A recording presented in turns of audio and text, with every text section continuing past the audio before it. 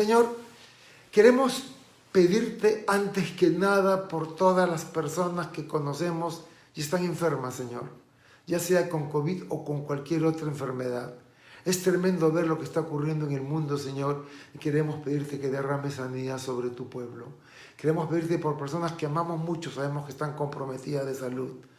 Gracias por todos y cada uno de ellos y por lo que tú vas a hacer. Ya háblanos en el estudio de esta tarde, en el nombre precioso de Jesús oramos. Amén y amén. Y ahora sí, arrancamos entonces nuestro estudio de 1 Samuel capítulos 9 y 10. Para aquellos de ustedes que no están acostumbrados, normalmente yo enseño los días jueves con la versión de la Biblia llamada Reina Valera Contemporánea. Y el domingo que estamos estudiando el libro de los Salmos, prefiero hacerlo con la Reina Valera 60, que es más rica en el lenguaje de las palabras. Muy bien. Si alguno de ustedes ha tomado atención en el título que le he puesto a esta enseñanza, aquello que les mando mi apunte, yo le coloco una enseñanza distinta normalmente a lo que la Biblia pone. Yo le he llamado al estudio de hoy día mensaje de Dios para ti, ¿sí? Para ti, un mensaje de Dios. Dios te ha mandado un mensaje. ¿Te gustaría saber qué dice? Samuel había sido juez en Israel por muchos años. Ya estaba en su ancianidad. Y a medida que envejecía, sus hijos lo han estado ayudando para hacer justicia en la zona de Berseba. Lamentablemente los hijos aceptaban sobornos y no eran fieles a su llamado. La gente, el pueblo, temía que cuando Samuel muriera, sus hijos pudieran hacerse cargo. Y estaban aterrados porque sabían que los hijos eran unos bribones. Así que se acercaron a Samuel y le exigieron que les pusiera un rey sobre ellos, tal como las naciones lo tenían.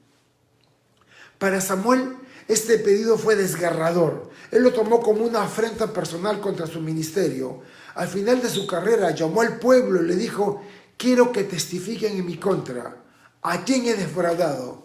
¿De quién he recibido soborno? Y el pueblo le dijo: no, Samuel, tú eres íntegro. El problema no eres tú.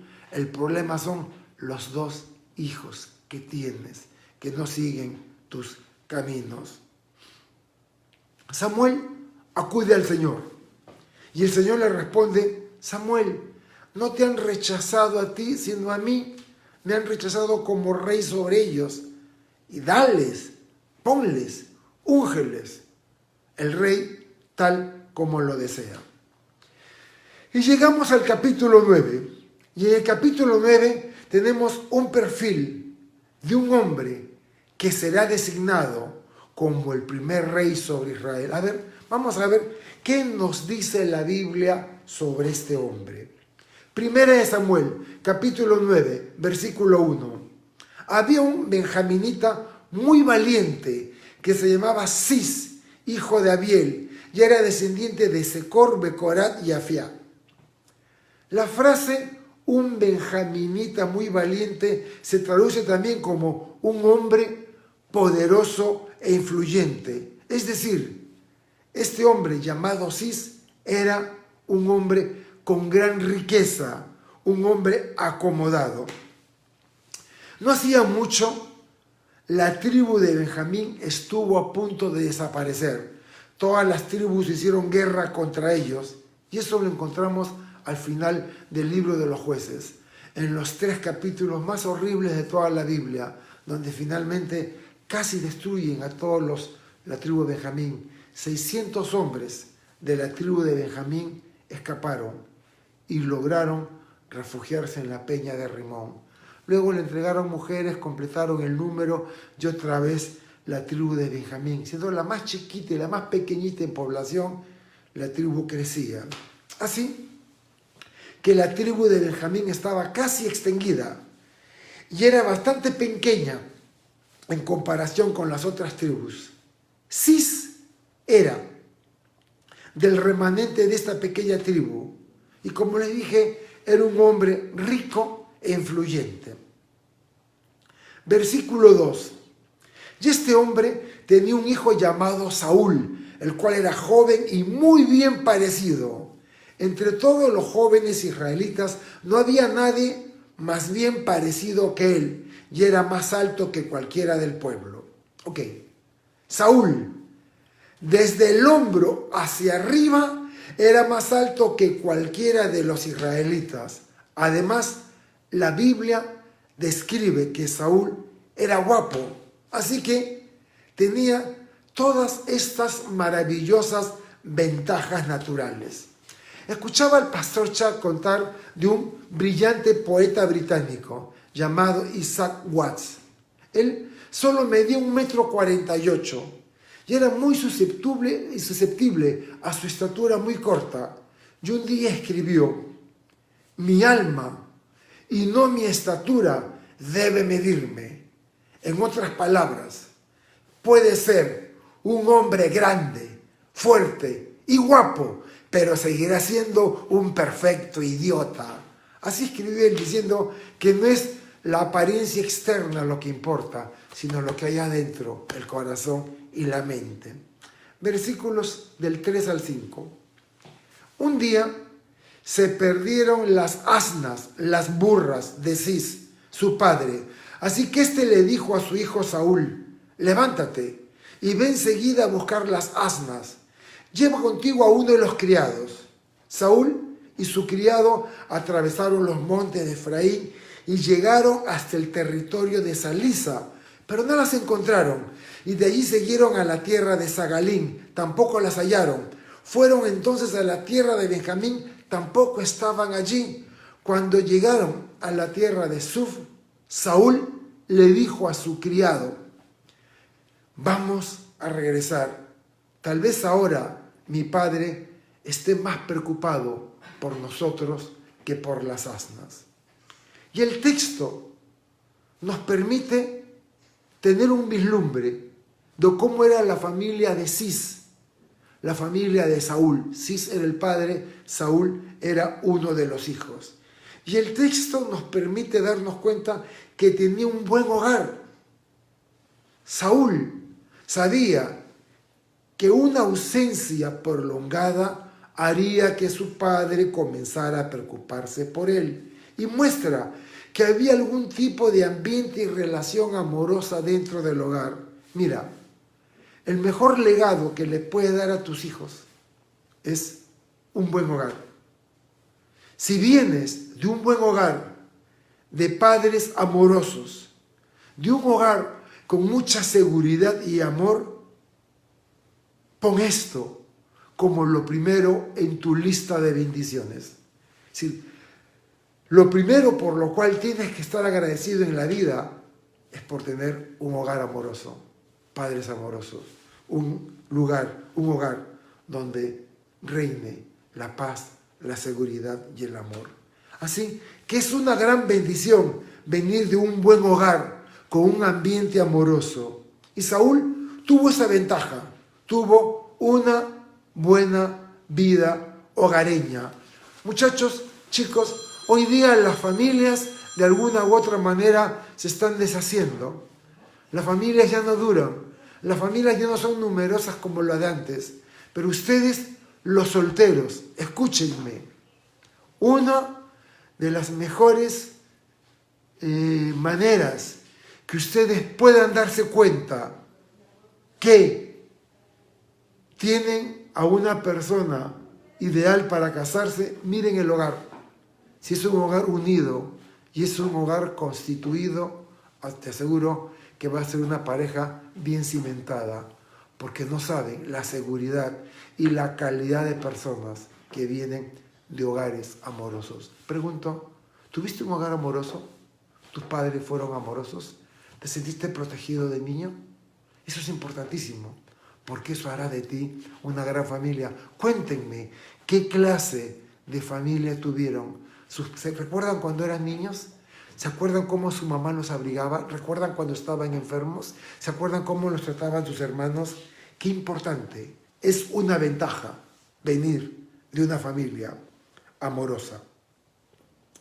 En ese entonces era una sociedad patriarcal y los hijos no se iban del hogar, más bien traían a sus esposas y vivían junto a sus padres.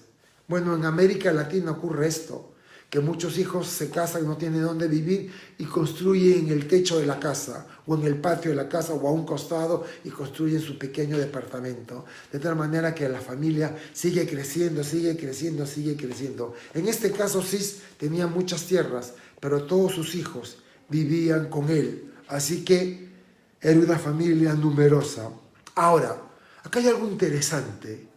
¿Qué edad creen ustedes que tenía Saúl en este capítulo? Según algunos comentaristas, Saúl tenía cerca de 37 años. Pues Jonatán ya era un hombre, tenía 20 años, porque en los próximos capítulos, en 2 capítulos, a Jonatán se le va a dar un ejército de 1000 hombres. Así que si Jonatán es hijo de Saúl, por lo menos debe haberlo procreado a los 18 años. De tal manera que Jonatán a los 20 años podía tener un ejército. Así que Saúl tenía aproximadamente 37, 38 años. Existía un fuerte vínculo familiar. La fortaleza de la familia y sus lazos es un entorno saludable que fortalece a todos sus integrantes. Versículos del 6 al 10 del capítulo 9. Pero el criado le dijo: en esta ciudad hay un hombre de Dios, un vidente, a quien todos respetan, pues todo lo que él anuncia sucede sin falta. Vamos a verlo, tal vez nos dé alguna pista en cuanto al propósito de nuestro viaje. Saúl le respondió: está bien, vamos, pero ¿qué podemos ofrecerle? Ya no tenemos nada en nuestras alforjas. ¿Qué podemos llevarle a este hombre de Dios? Y el criado respondió: yo tengo un poco de plata, la cuarta parte de un ciclo de plata, pero se la daré a ese hombre para que nos diga hacia dónde dirigirnos. Y antiguamente, cualquiera en Israel que consultaba a Dios decía: vamos a ver al vidente, porque así se le llamaba al que luego se le llamó profeta. Saúl le dijo a su criado: bien dicho, vamos, pues. Y se dirigieron a la ciudad donde estaba el hombre de Dios. Así que un vidente era un hombre que podía ver el reino espiritual, que tenía una percepción espiritual superior a la normal. Y Saúl estaba preocupado porque cuando visitabas a un profeta para obtener consejos o orientación, tenías que darle una dote, un regalo, darle algo de ingresos. Y Saúl no tenía nada. Afortunadamente, el criado tenía la cuarta parte de un ciclo. El ciclo, la moneda de ese entonces, podía ser de oro o de plata. Si el ciclo era de oro, la cuarta parte sería, al cambio de hoy, aproximadamente 860 soles o $245. Y si el ciclo era de plata, la cuarta parte serían $6 o aproximadamente 20 soles. Capítulo 9, versículos del 11 al 13. Cuando subían por la cuesta de la ciudad se encontraron con unas jóvenes que salían por agua y les preguntaron: ¿vive aquí el vidente? Ellas respondieron: sí, pero más adelante. Dense prisa, porque hoy ha venido a la ciudad para acompañar al pueblo que va a ofrecer sacrificios en el santuario que está en lo alto del cerro. En cuanto entren a la ciudad lo van a ver, pero búsquenlo antes que suba al santuario para el banquete, pues el pueblo no comerá hasta que él llegue, ya que es él quien bendice el sacrificio. Después de eso, comen los invitados. Vayan ahora mismo y lo hallarán. Así que cuando ellos entraban a este pueblo, preguntaron a unas muchachas por el vidente y ellas respondieron que era el momento ideal, que justo acababa de llegar y que subieran corriendo antes que vaya al sacrificio. Ahora, la gente no comía hasta que Samuel bendecía el sacrificio.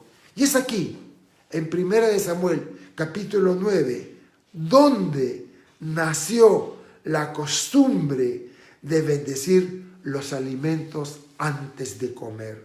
Bendices los alimentos antes de comer. Yo quiero contarles una pequeña historia. Tendría 18 o 19 años. Me acababa de convertir.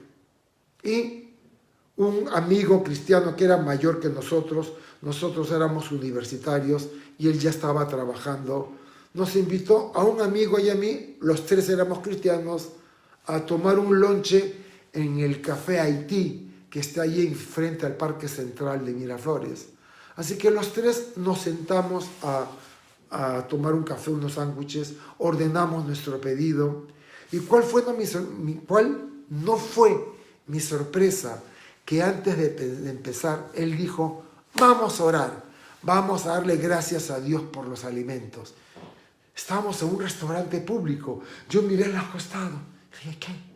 ¿Vamos a orar acá? Sí, vamos a orar, vamos a darle gracias a Dios. Y él nos tomó de las manos, agarradito de las manos, en un restaurante público, 3 hombres. Y él oró en voz alta, oh Padre Celestial, quiero darte gracias porque no nos avergonzamos de ti y te damos gracias por los alimentos que nos vas a dar. Todo esto te lo pedimos en el nombre de Jesús. Amén. Y recuerdo que estaba avergonzadísimo porque era la primera vez que oraba en público, en voz alta, tomado de la mano, en un café. Pero la experiencia no termina allí.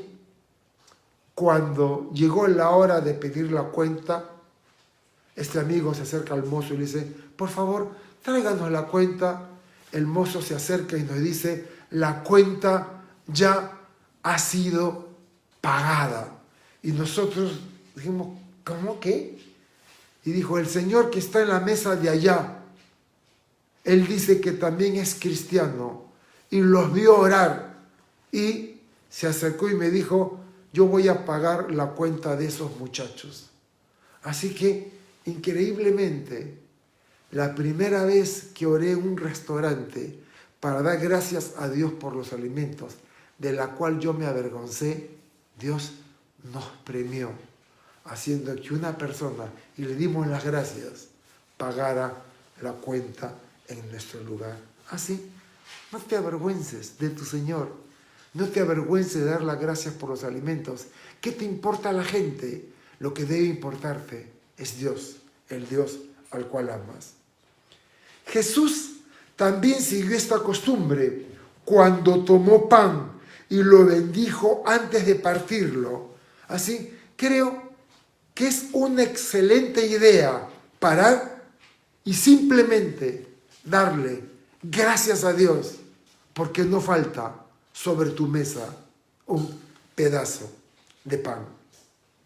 Ahora, estas muchachas le dijeron a Saúl y a su criado que corrieran porque la gente no iba a comer hasta que Samuel bendiga los alimentos. Y hay otra anécdota. Mi madre me cuenta, cuando ella era niña, fíjese las familias cómo se han reducido. Mi mamá era la hermana menor entre 10 hermanos. Mi papá era el número 2 entre 11 hermanos. Es decir, entre las dos familias hacían 21 personas, de las cuales yo tenía más de 19 tíos. Tenía 19 tíos. Mientras que mi papá y mi mamá, cada uno tuvieron un promedio de 10 hermanos. Mi madre tiene 97 años. Mi papá, si viviera, tendría 100 años. Es decir, hace un siglo las familias eran de 10, 9 hermanos. Pero en el caso de mi mamá y todos mis tíos tuvieron un promedio de 5 hermanos. Y luego, nuestra generación tuvo un promedio de 3 hijos. Y la generación que viene detrás de nosotros tiene un promedio de 1.5 hijos o medio hijo. Pero cómo las familias se han reducido. Pero la anécdota era que se sentaban los 10 hermanos a la mesa, una mesa grande, Se sentaba el abuelo en la cabecera, la abuela al costado de él, el hermano mayor, el tío mayor al frente, en el otro lado de la cabecera. Colocaban la sopera, colocaban las bandejas de comida y la abuela le servía al abuelo y luego se le daba a una tía que servía al resto de los hermanos, pero nadie podía meter la cuchara a la boca si el abuelo no había comido. Y a veces cuenta mi mamá que el abuelo se ponía a hablar con la abuela y todos los hermanos se morían de hambre, pero nadie podía tomar los cubiertos y meter la cuchara a la boca si el abuelo no lo había hecho. Y cuando el abuelo finalmente metía la cuchara, todos metían la cuchara, pero el abuelo seguía conversando y todos se quedaban con las ganas de seguir comiendo. Y cuando finalmente el abuelo comía, todos comían. Costumbres, tradiciones. ¿Cómo? No darle gracias a Dios por los alimentos que tenemos. Versos del 14 al 16. Ellos se dirigieron a la ciudad y cuando llegaron al centro, Samuel ya venía hacia ellos y en dirección al santuario del cerro, pero el Señor ya había hablado con Samuel un día antes de que Saúl llegara y le había dicho: Samuel, Samuel, prepárate, porque mañana a esta misma hora te enviaré a un joven de la tribu de Benjamín. Vas a consagrarlo como rey de mi pueblo Israel, pues él lo va a salvar de los filisteos. El clamor de mi pueblo ha llegado a mis oídos y he puesto en ellos mis ojos. Y prácticamente casi se chocan. Samuel, que venía hacia el sacrificio, y Saúl, que venía con su criado. Samuel esperaba encontrar ese día a un joven de Benjamín, pues Dios se lo había dicho.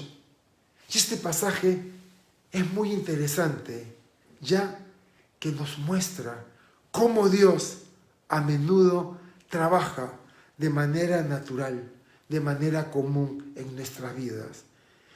Yo me imagino la consternación que pudo haber tenido Saúl cuando los burros de su padre escaparon. Perdón. Mientras más buscaban, no podía encontrarlos. Pero la verdadera historia o problema no eran los burros perdidos. El verdadero asunto era llevar a Saúl delante de Samuel. Y para que esto pudiera ocurrir, tenían que perderse los burros. Si no, Samuel nunca lo iba a ungir como rey del pueblo de Dios, pues Samuel esperaba a un joven de Benjamín ese día que iba a llegar. Saúl buscaba burros, estaba preocupado, molesto. Mejor volvamos a casa, pues papá se preocupará más por nosotros que por los burros, debió haberle dicho al criado. Y Saúl no se dio cuenta que la mano de Dios estaba en todo esto. Detrás de bambalinas lo estaba llevando al encuentro de Samuel. Y he descubierto que Dios a menudo trabaja de manera muy natural en nuestras vidas. Creemos que ser guiados por el Espíritu de Dios es una experiencia mística. Oh, trompetas, tu, y entras en un éxtasis de misticismo. No. Dios nos guía de maneras muy naturales, en lo que parecen ser las simples circunstancias de la vida diaria. Un problema, un desvío e incluso un accidente. A menudo es solo un deseo. Y a veces incluso podemos estar molestos, como Saúl, por lo que estaba ocurriendo. Burros perdidos. No sabía que eso significaba igual a ser ungido como rey de Israel. Y Dios puede de manera natural guiar nuestras vidas en el cumplimiento de un plan y propósito. Los caminos de Dios no son extravagantes, son simples y sencillos. Yo recuerdo uno de los testimonios que más me impactan. Sería como las 6 de la tarde un día de invierno, yo me encontraba en la avenida Villarán, antes de cruzar Tomás Marzano, que luego se convierte a Pedro Venturo. Yo estaba subiendo de Miraflores hacia Surco y cuando manejaba, en el semáforo en la mano izquierda había una estación de gasolina y en la derecha había un pequeño pasaje peatonal, vendedores ambulantes, el tráfico. Recuerdo estar detenido, en ese entonces tenía una camionetita alta y recuerdo que el semáforo está en rojo, el semáforo se pone amarillo, se pone finalmente en verde y en ese momento lo natural era carro mecánico, colocar primera y echarme a andar. Pero en ese momento siento la urgencia de Dios de voltear. Nadie me volteó la cara, simplemente volteo y miro hacia el pasaje peatonal. Y cuando miro hacia el pasaje peatonal agarrado del timón, veo un hombre con terno, con su traje, con corbata, que arroja el maletín, hace señales con la mano como alto, alto, y se arranca a correr. Habían otros carros, podía correr por cualquier otra circunstancia, pero yo me quedé detenido, congelado, con la mano en la palanca de cambios como para arrancar, mirando al hombre. Y el hombre viene corriendo, corriendo, corriendo, se pone delante de mi auto, se agacha y aparece con un bebé en sus manos. Un bebé de 1 año y medio, de la vendedora ambulante que lo había dejado durmiendo en una caja de leche de cartón. El bebé se había levantado, había gateado y estaba caminando delante de las llantas de mi auto. Cuando ese hombre me hace una señal, yo me quedo detenido con la certeza que era para mí. Y luego este hombre que saca un bebé, no sé si fue un ángel, no sé qué pasó, pero ese día llegué a mi casa temblando de la impresión, cuando simplemente somos sensibles a la voz de Dios o interpretamos que Dios nos está hablando. Fíjense, acá tengo 3 versículos que nos hablan de la manera natural con la que Dios guía nuestras vidas para cumplir sus planes y propósitos. Salmo 37, 23. Por el Señor son ordenados los pasos del hombre y Él aprueba su camino. Salmo 37, 5. Encomienda al Señor tu camino, confía en Él y Él hará. Proverbios 3, versículos 5 y 6. Fíate del Señor de todo tu corazón y no te apoyes en tu propia prudencia. Reconócelo en todos tus caminos y Él, Dios, enderezará tus veredas. Entonces, la persona cuya vida esté entregada a Dios es aquella que está siendo guiada por el Espíritu Santo, incluso en las cosas cotidianas de la vida.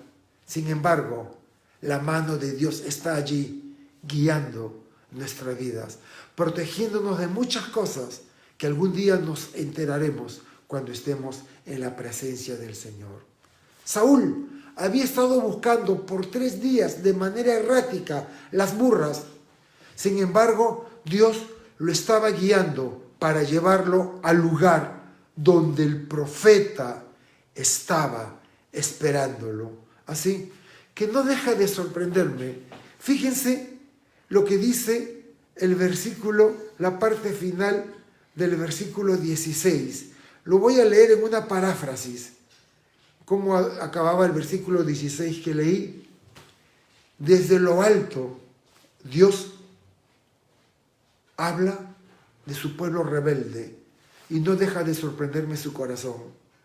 Desde lo alto he visto con misericordia el sufrimiento y los gritos de angustia de mi pueblo y me he compadecido de ellos. En realidad se habían estado quejando, mas Dios nunca los desatendió a pesar de ser hijos rebeldes, Dios siguió cuidando de ellos. Versos del 17 al 21. En cuanto Samuel vio a Saúl, el Señor dijo: este es el hombre de quien te hablé, él va a gobernar a mi pueblo. Y en cuanto Saúl vio que Samuel entraba a la ciudad, se acercó y le preguntó: te ruego que me digas dónde vive el vidente. Y Samuel respondió: yo soy el vidente. Acompáñame al santuario allá arriba, come hoy conmigo. Mañana cuando te vayas, vas a pasar la noche conmigo. Mañana cuando te vayas, te diré lo que te está inquietando. Sé que hace 3 días se perdieron las asnas de tu padre, pero no te preocupes, ya las encontraron. Ahora dime, ¿quién merece tener lo mejor que hay en Israel? Te lo diré, lo merecen tú y la familia de tu padre. Pero Saúl respondió: soy descendiente de Benjamín, la más pequeña en número de las tribus de Israel. ¿Por qué me dices esas cosas? En cierto modo, envidio a Samuel en este tipo de situación. Sería emocionante que Dios nos hablara así: mañana, a esta hora, conocerás a alguien. Y al día siguiente, cuando ves a la persona, el Señor te dice: esa es la persona de la que te había hablado. Ahora, Saúl no mencionó absolutamente nada de haber perdido burros. Sin embargo, Samuel le dice exactamente lo que le preocupaba en cuanto a los burros, que se habían perdido hace 3 días, que no se preocupen, que ya los habían encontrado. Y luego Samuel le suelta la bomba a Saúl. Voy a leerlo de la Nueva Traducción Viviente. Además, estoy aquí para decirte que tú y tu familia son el centro de todas las esperanzas de Israel. Entonces, vemos que Saúl era un hombre de gran humildad. Él le dijo: has cometido un error. Soy de una de las familias menos importantes dentro de Benjamín. ¿Qué quiere decir con que la gente de Israel tiene su esperanza en nosotros? Versículos del 22 al 25. Entonces Samuel tomó a Saúl, a su criado, los llevó a la sala, les ofreció la cabecera de la mesa, aun cuando Samuel tenía 30 invitados más.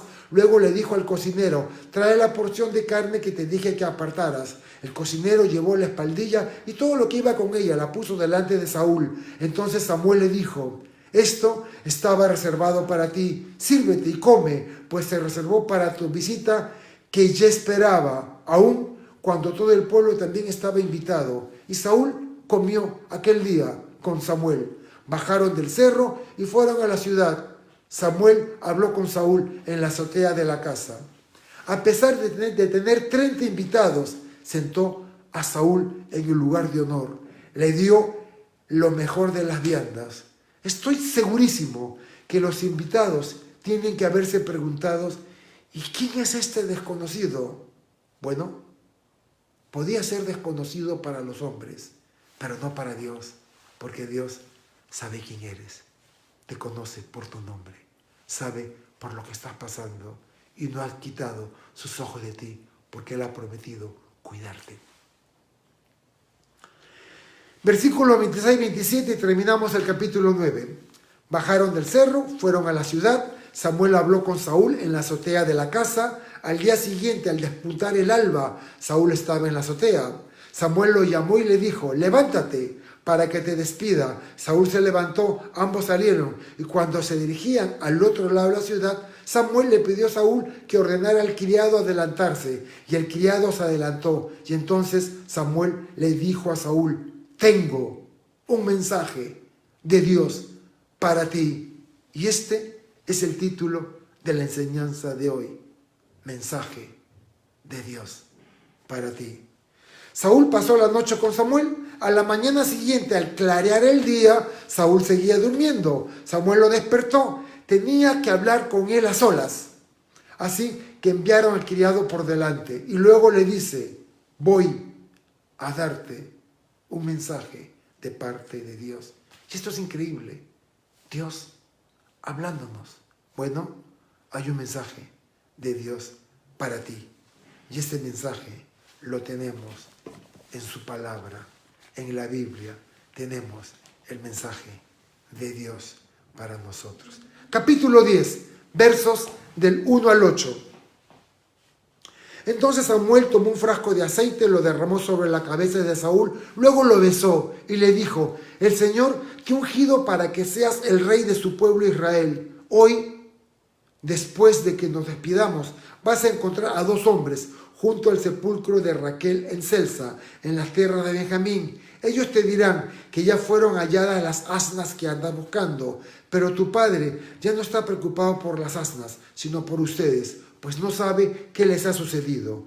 Sigue tu camino, y cuando llegues a la encina de Tabor, te encontrarás con 3 hombres que van a adorar a Dios en Betel. Uno de ellos llevará 3 cabritos, otros 3 tortas de pan, y el tercero un odre de vino. Después de saludarte, ellos te darán 2 panes, los debes aceptar. Y cuando llegues a la colina de Dios, donde está la guarnición de los filisteos, luego de que entres en la ciudad, te encontrarás con un grupo de profetas que descienden del santuario que está en el cerro. Irán profetizando, tocando salterios, panderos, flautas y arpas. Y en ese momento el Espíritu de Dios vendrá sobre ti con su poder y profetizarás con ello. El cambio en ti será notable, pues actuarás como si fueras otro hombre. Y cuando sucedan estas señales, haz lo que te venga a la mano hacer, porque Dios está contigo. Y luego te adelantarás para llegar a Gilgal antes que yo.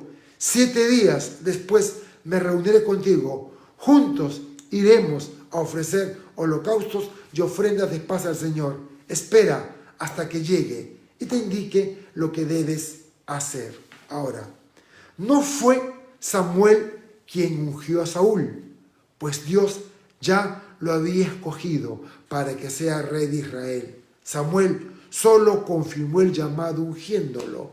Lo externo es un símbolo de lo interno. Verter aceite fue solo el reconocimiento de que Dios lo había ungido. Igual ocurre con el bautismo cristiano. Bautismo en agua no salva, sino que es el reconocimiento externo de un cambio interno. Cree en el Señor Jesucristo, viene primero, y luego la señal externa del cambio interior: bautízate. Y Samuel lo pone al día.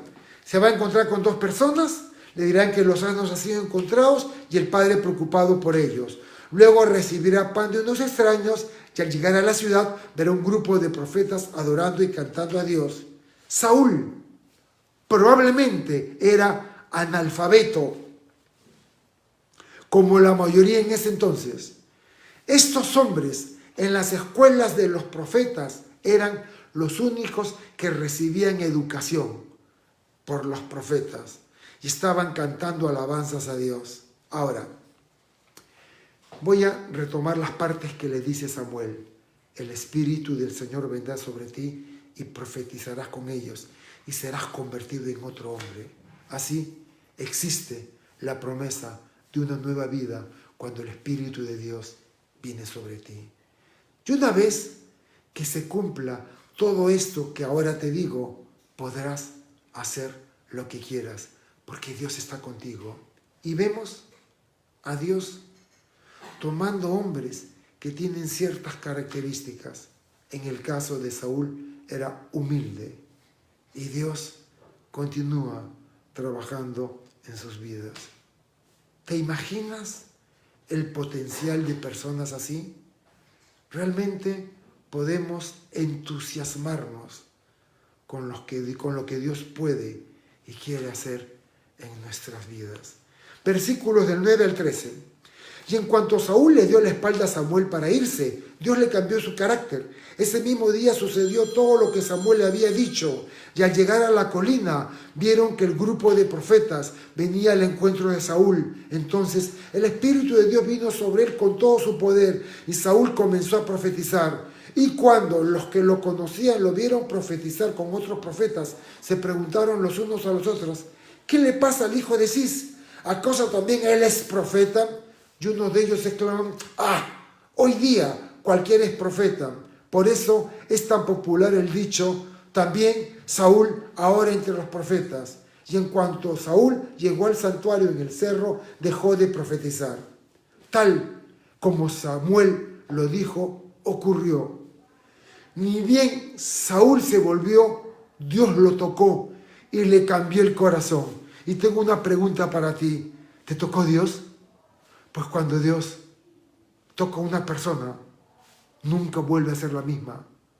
Cambia para siempre. Saúl se unió a la compañía de profetas. Empezó a adorar y comunicar las cosas de Dios con autoridad. Profecía no es adivinar el futuro. Profecía es comunicar las cosas de Dios. Y los profetas lo hacían con autoridad. Y Saúl se transformó. Pasó a ser un hombre educado. Hablaba con autoridad. Versos del 14 al 16. Entonces uno de sus tíos le preguntó a Saúl y a su criado: ¿y ustedes dónde andaban? Y Saúl respondió: anduvimos buscando las asnas perdidas, pero como no las encontrábamos, fuimos a consultar a Samuel. El tío le dijo: ¡wow! Samuel. Pocas personas tenían acceso a Samuel. Te ruego que me digas lo que les dijo Samuel. Y Saúl respondió: claramente nos dijo que las asnas ya habían sido halladas. Sin embargo, Saúl no le dijo nada lo que Samuel le había dicho en cuanto al reino. Así que Saúl le cuenta al tío que al no encontrar las asnas acudieron a Samuel. Y esto no era algo tan sencillo de lograr, estar cerca de Samuel. Pocos hombres e importantes eran los que podían hablar con Samuel. Y el tío le ruega por detalles. Saúl solo relata lo referido a los burros. Ahora, no dijo nada de haber sido ungido por Samuel como líder de Israel. Y esto por la humildad que tuvo Saúl al inicio de su vida. Además, no alcanzaba a comprender lo que realmente significaba. Pero vean lo que dicen los versículos que siguen. Versos del 17 al 22. Más tarde, Samuel pidió al pueblo que se reuniera ante el Señor en Mizpá y les dijo: así dice el Señor Dios de Israel: yo los saqué de Egipto, los liberé del poder de los egipcios y de todos los reinos que los afligían, pero ustedes me rechazan como su Dios. Aunque yo los protejo de todas sus aflicciones, angustias, y ahora quieren que los gobierne un rey. Pues ya que piensan así, preséntense ante mí, el Señor, en el orden de sus tribus y familias. Y una vez que se reunieron todas las tribus de Israel, Samuel ordenó que se acercara a la tribu de Benjamín, en el orden de sus familias, y luego pidió que se acercara a la familia de Matri, y pidió que se acercara Saúl de la casa de Cis, hijo de Cis. Lo buscaron, pero no lo hallaron. Así que le preguntaron al Señor por qué Saúl no estaba allí, y el Señor dijo: búsquenlo entre el equipaje, pues está escondido. Samuel vuelve a reprender al pueblo por haber pedido rey. Aún estaba lastimado por esto. Saúl se había escondido entre los carruajes de la gente, solía usar cuando se desplazaba a las grandes reuniones y fiestas, algo así como un estacionamiento de carretas afuera de la ciudad. Ahí se había escondido Saúl. Y esta fue la primera señal de la debilidad del carácter de Saúl. No era una señal de humildad, porque Samuel lo había encomendado. Cuando Dios te ha llamado a una tarea o misión, no intentes esconderte del llamado de Dios. No es digno de humildad, no es signo de humildad, sino es un signo de desobediencia. Puede ser que por humildad no le dijera al tío, pero ahora que tenía que presentarse, estaba huyendo del llamado de Dios en su vida, por eso se escondió. Versos 23 y 24. Entonces fueron a buscarlo, lo pusieron en medio del pueblo, y todos pudieron ver que Saúl era más alto que todos. No había quien le llegara a los hombros. Samuel dijo al pueblo: ante ustedes está el hombre que el Señor ha elegido. Como pueden ver, no hay en todo el pueblo nadie que se le compare. Y el pueblo lo aclamó alegremente y gritaba: ¡Viva el rey! Lo tienen que buscar y traer. Su porte es impresionante. Cuando estaban todos parados, la gente le llegaba a los hombros. Probablemente Saúl medía 1,99 m, 2,5 m. Es decir, era impresionante el tamaño que tenía. Samuel dice, este es el hombre que Dios, y subraya, que Dios les ha elegido como rey. Y el sentido del humor de Dios es patente. Lo rechazaron a él, el Dios de los cielos, y él los puso por rey a un criador de burros. ¡Ah! ¿Quieren rey? Le daremos un burrero a los burros en Israel para que lidere la nación. El pueblo lo clamó como rey, pero no todos estaban contentos. Y terminamos, versículos del 25 al 27. Después, Samuel expuso al pueblo las leyes del reino, las escribió en un libro y las guardó en presencia del Señor. Luego Samuel envió al pueblo de regreso, cada uno a su casa. Y Saúl también regresó a su casa en Gabaa, acompañado de hombres valerosos, a quienes Dios tocó el corazón. Pero no faltaron, nunca faltan, algunos perversos que dijeron que este es el que nos va a salvar, y como lo menospreciaron, tampoco le presentaron regalos, pero Saúl no les dio importancia. Lo primero que vemos es que Samuel hace entrega de las leyes de Dios en un libro. No va a ser necesario una auditoría en el cambio de gobierno, porque Samuel ha hecho las cosas bien y ahora despide al pueblo. Ya tiene un rey al cual seguir. Dios rodea a Saúl con un grupo de hombres cuyos corazones han sido tocados por él.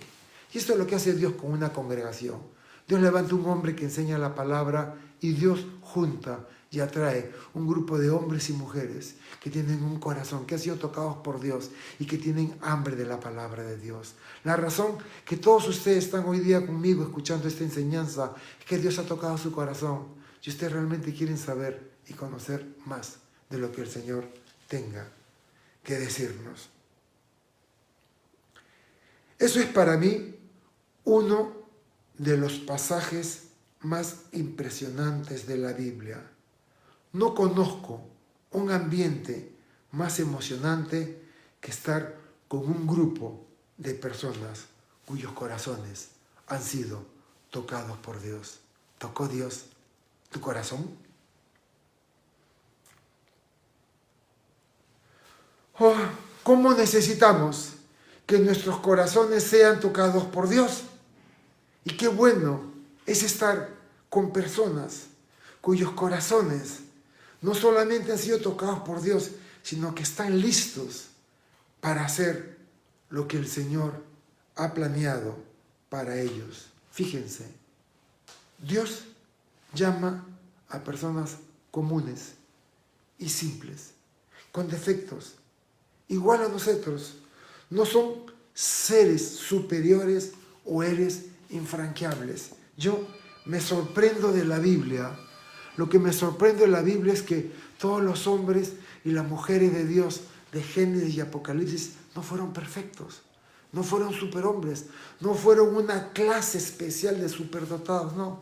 Eran hombres iguales a ti y a mí, con dudas, con temores, con defectos. Pero estas fueron las personas que Dios tocó y estas fueron las personas que Dios usó. Nadie en la Biblia es un personaje inalcanzable. Y yo recuerdo cómo me enamoré de la historia y filosofía del movimiento de Calvary Chapel. Y los animo que entren a nuestra página web www.graciacalvarychapel.org y lean la historia y la filosofía del movimiento de Calvary Chapel. Y el pastor Chuck tuvo la capacidad de tomar textos bíblicos y exponerlos de manera tan sencilla y simple a la gente. Y la gente quedaba extasiada de ser alimentadas de la palabra de Dios como no lo habían sido en ninguna otra iglesia. Mientras que en otros lugares los entretenían y hablaban cosas bonitas para ellos, en Calvary Chapel iban a través de la Biblia enseñando y edificando al pueblo en todo el consejo de la palabra de Dios. Y la gente que escucharon a Chuck decían, wow, esto es increíble, yo también puedo hacerlo. Y así fue como al final de la década de los 60 y al principio de la década de 70, ex hippies que no habían aceptado autoridad y que habían dejado todo el orden y la ley, ahora convertidos en hombres y mujeres de Dios, abrían sus Biblias en sus casas y enseñaban la Biblia tal como Chuck lo había hecho. Y no era difícil. No hay nada más hermoso que enseñar la palabra de Dios, y nunca dejaremos de aprender.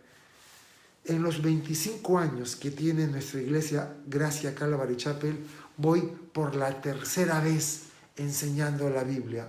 La enseñé una vez, la enseñé una segunda vez, la enseñé de manera panorámica y ahora estoy enseñando la Biblia por tercera vez, de Génesis a Apocalipsis. Y le doy gracias a Dios por eso. Hermanos, no se dejen engañar por enseñanzas dulzonas. Tú puedes, vamos, eres bueno, declara. No. Escucha todo el consejo de Dios. Aliméntate de la palabra y déjate guiar por ella. Vamos a orar. Señor, gracias por tu palabra. Gracias porque ella no vuelve vacía. Gracias porque tocaste el corazón de un hombre de 30 y tantos años. Y ese hombre se convertiría en rey. Su primera característica fue que fue humilde. Y tu palabra dice que tú resistes a los soberbios, pero das gracias a los humildes. Que tú humillas al altivo, pero exaltas al humilde. Y eso precisamente hiciste con Saúl. Y gracias, Señor, por la humildad. Te pido por las personas que están escuchando esta enseñanza, que le des hambre genuino de tu palabra y que crezcan en el conocimiento del Señor. En el nombre de Jesús. Amén y amén.